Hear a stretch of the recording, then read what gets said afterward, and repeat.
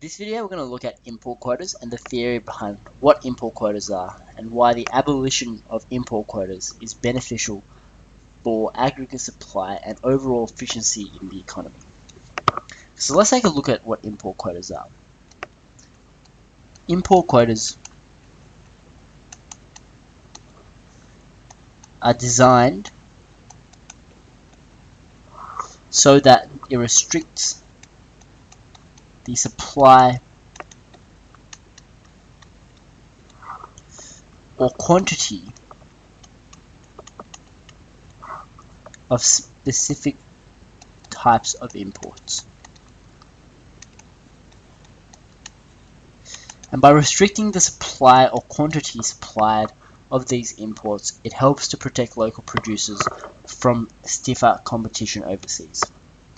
So to import these specific types of goods and services, particularly goods, in the 1970s or in the 1980s, especially on cars, textiles, footwear and clothing, you must obtain first a license. So the government will give you a license and they would say you could only import this many or this much cars, clothing, textiles, footwear, etc. So this license gives you the authority or the permission to import certain goods and services. So how does this actually act to protect local businesses? If the quantity demanded here exceeds the quantity supplied by imports, the excess would therefore, note the excess here between demand and supply would go to domestic suppliers. So to look at a working example of this, if domestic demand or the quantity demanded domestically equals 100 units of a certain good, and the import quota suggests that you could only supply 20 units of foreign-made goods, that would mean the difference, 100 minus 80, would be domestically supplied domestically. So although these imports are cheaper than this domestic supply, as we noted in this welfare graph here, so you have domestic supply up here, domestic demand, quantity and price. Even though the world price is below the equilibrium price, we can see that people or consumers here domestically can't supply or can't purchase 100 units of this specific good from imports, but rather they can only purchase 20 units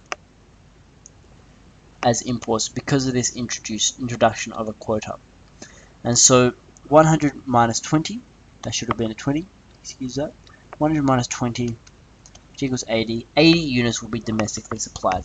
And that's how import quotas help protect local businesses. But again, we come back to this idea of comparative cost advantage. Because these businesses aren't able to compete with international competitors, they shouldn't, in theory, be able to survive unless they cut their costs dramatically.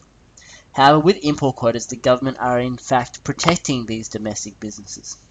They're actually encouraging inefficiency, and although they're protecting jobs, they're encouraging inefficiency. And although we've talked about how the government can protect jobs using these import quotas or even tariffs or even subsidies, they're not actually helping the economy overall because they're encouraging inefficiency. And as we've noted, that material living standards is maximized when we minimize our opportunity costs and maximize our living standards. And so that is the study of economics. However, at this current moment in time, with an import quota, we're not actually encouraging efficiency, we're promoting inefficiency in these marketplaces. And so that resources are not allocated to their most efficient use because labor, potentially land, and different types of capital, such as buildings and rental space, are actually occupied by these businesses which prove ineffective or inefficient in the international market.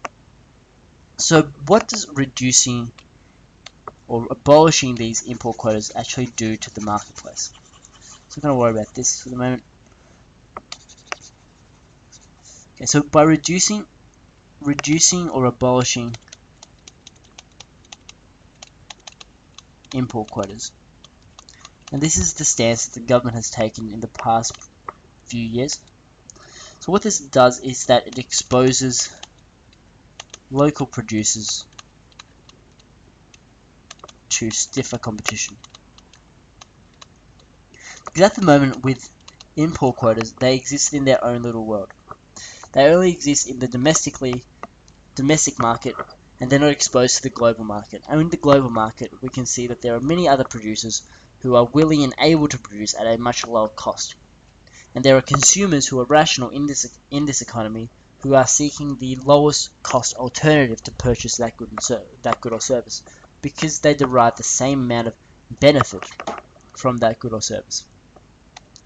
So what happens here is, as it exposes local producers to stiffer competition, this instigates or creates this idea of be more efficient,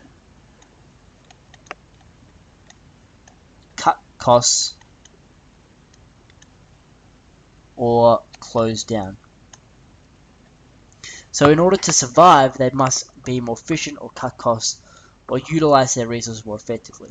With this import quota design at the moment, which restricts the supply quantity of specific types of imports, they don't have the incentive to become more efficient because they're protected by the government. So what this suggests in the long term is that these firms which prove ineffective will close down. So inefficient firms will close down. In the long run, resources will be allocated to most efficient uses. And finally, what this means is that there will be an increased productive capacity and economic growth in the economy. So that with greater efficiency in our allocation of resources, this would minimize our opportunity costs and maximize our overall living standards in the long term. And as a result, the primary objective of economics, which is to maximize our living standards, can be better achieved using this way. So this is all in theory, how import quotas, or the abolition of import quotas, can help obtain a higher material living standards in the medium to long term.